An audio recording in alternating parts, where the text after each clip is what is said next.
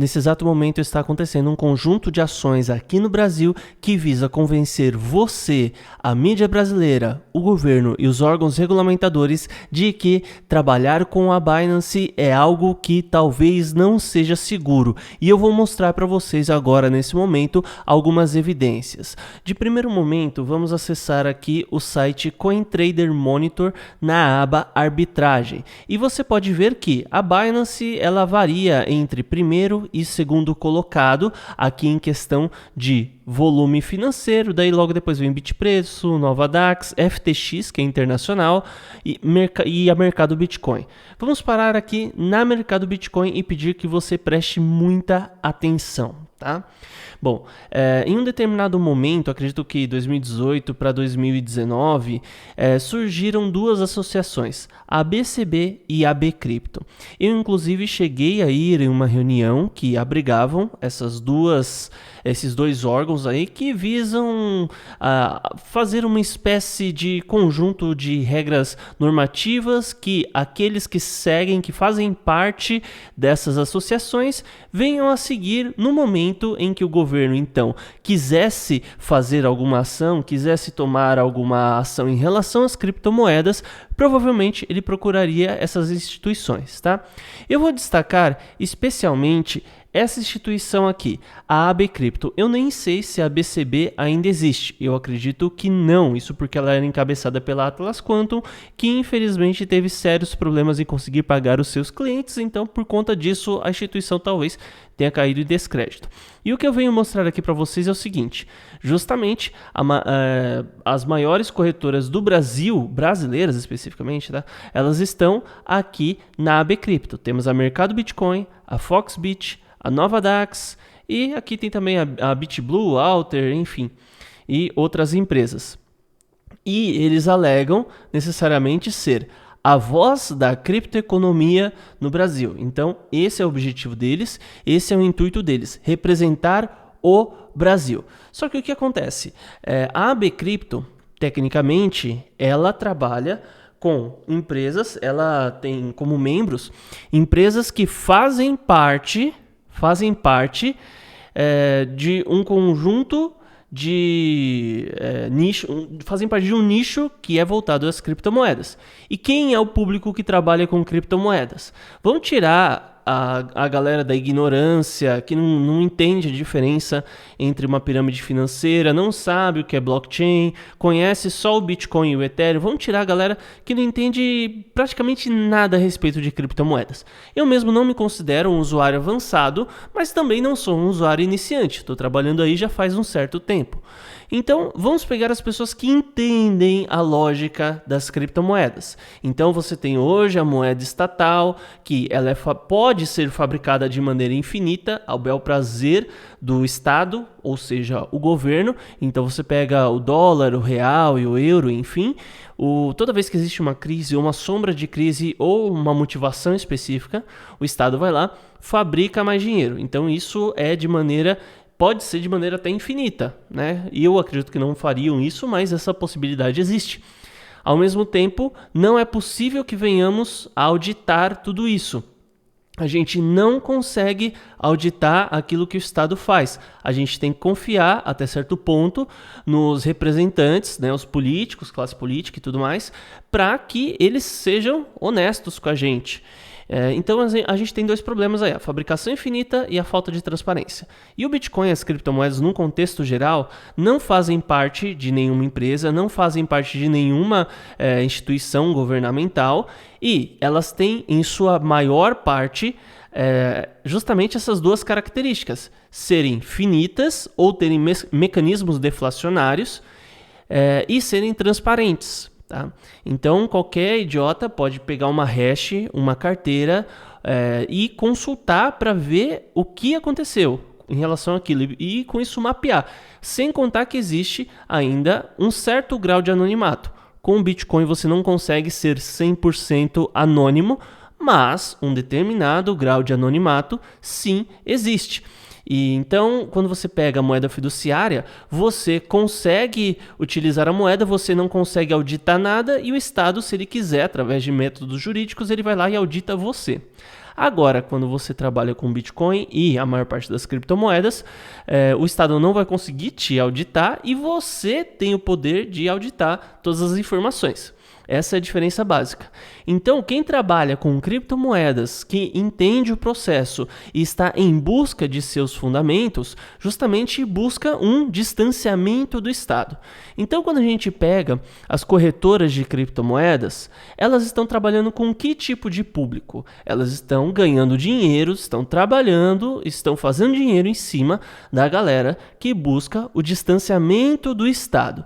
Então, se eles ganham dinheiro em cima desse público, se esse é o cliente padrão e eles afirmam que eles são a voz da criptoeconomia no Brasil, a primeira coisa que eles deveriam buscar é o distanciamento do Estado. Essa é a ideia, isso é o princípio básico que chega a beirar a conceitos libertários ou de libertarianismo, bom, enfim, e por aí vai. Só que o que acontece? Veio a Binance para entrar no Brasil. Qual foi a primeira ação que eles fizeram? A Bcrypto envia denúncia contra a Binance a reguladores e corretora se defende, enfim. Então, a primeira coisa que eles fizeram, olha, governo, olha, Estado, veio aí a maior corretora do mundo, tá trabalhando aqui no Brasil e a gente se lascou, a gente se ferra pagando tanto imposto, tanta burocracia, né? E agora chega aí a Binance que não está cumprindo essa burocracia toda, olha, tô denunciando ela, né? E assim, quem é que se beneficia com a entrada da Binance no Brasil? Os investidores que buscam volume financeiro maior, os investidores que buscam oportunidades a nível internacional.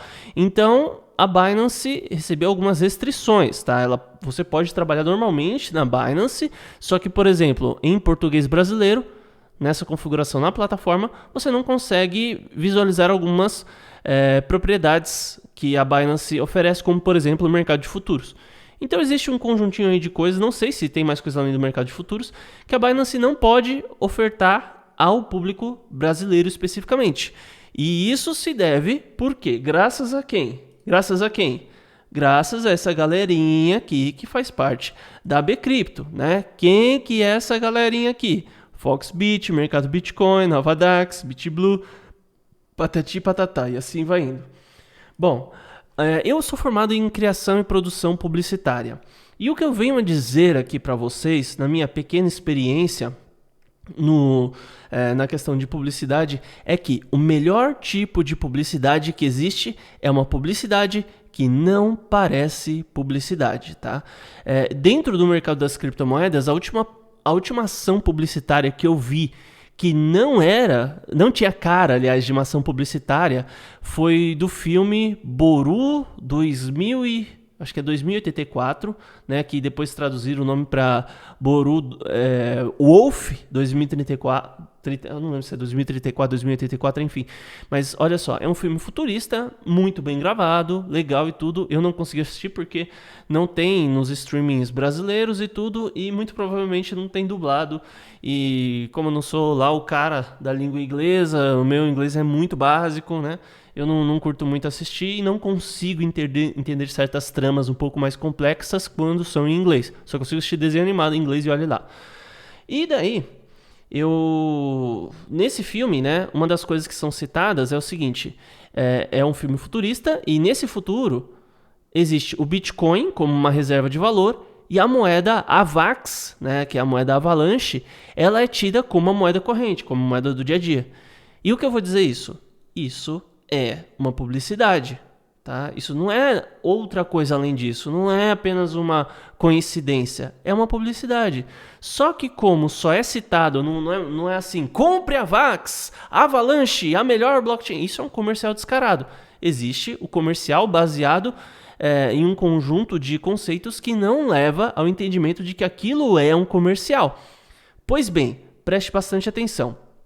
A mercado Bitcoin, ela que faz parte da Bcrypto, que, por consequência, usa a Bcrypto também para atender os seus objetivos, e eu não acho que isso seja errado, ela é dona de um portal chamado... Ela comprou, na verdade, se não me engano, o portal do Bitcoin, que é esse portal aqui, que não tem problema nenhum, não é errado ela fazer isso, tá? Então ela comprou e daí de vez em quando vai aparecer um pouquinho mais, eu acredito que vai aparecer um pouquinho mais de matérias aqui sobre o mercado Bitcoin no portal do Bitcoin, que é o maior portal de criptomoedas do mundo. Se a gente olhar no CoinMarketCap, a Binance a nível mundial está em primeiro lugar, né, com uma distância bem larga do segundo lugar. Daí, a Binance aparece de novo em 11º lugar na Binance US, né, que é uma Binance específica para o público norte-americano. E a mercado Bitcoin vai aparecer aqui em 77º lugar, certo? Bem, com isso, a gente observa que a mercado Bitcoin ela é concorrente da Binance não só em âmbito Brasil, mas em âmbito internacional. Tanto é que parece que a mercado Bitcoin até comprou uma empresa, uma corretora que atua em Portugal, não tenho certeza, não lembro exatamente da notícia.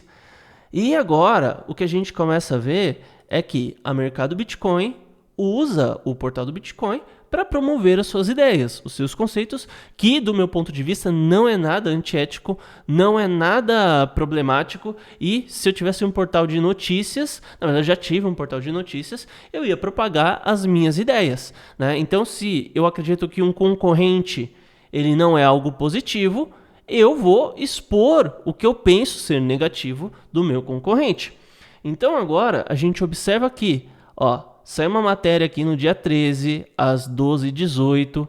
O mistério da presença da Binance no Brasil. Riscos para clientes e falta de transparência no futebol. Olha só, a presença da Binance no Brasil é um mistério a ser desvendado. Em um recente processo judicial no qual o cliente brasileiro da corretora se sentiu lesado. E assim, depois você dá uma conferida aí no portal do Bitcoin, tá? Inclusive 30%, 40% do conteúdo que você vê aqui no meu canal é um conteúdo que vem do portal do Bitcoin, né? E quando eles apontam alguma coisa que eu discordo, eu venho e falo aqui o ponto exatamente que eu discordo a respeito disso. Então eu considero esse portal relevante, considero esse portal algo interessante. Conheço o Cláudio Rabin, tenho um contato direto dele, mas eu queria expor esse ponto aqui para vocês, tá?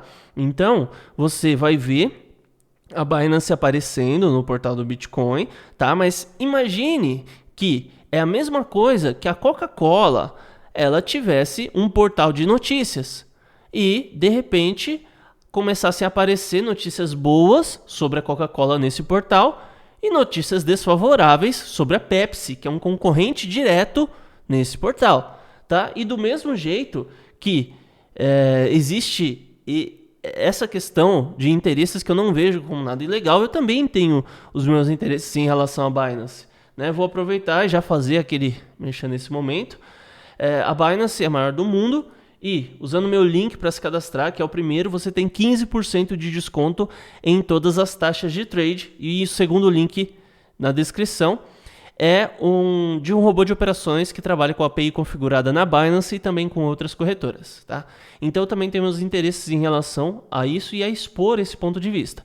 Mas o que eu tenho a dizer para você nesse momento do meu ponto de vista, o portal do Bitcoin não está fazendo nada errado, a mercado Bitcoin não está fazendo nada errado, só que se você trabalha com os fundamentos relacionados às criptomoedas, se você tem um viés libertário, para mim não faz o menor sentido você trabalhar com essa galera aqui.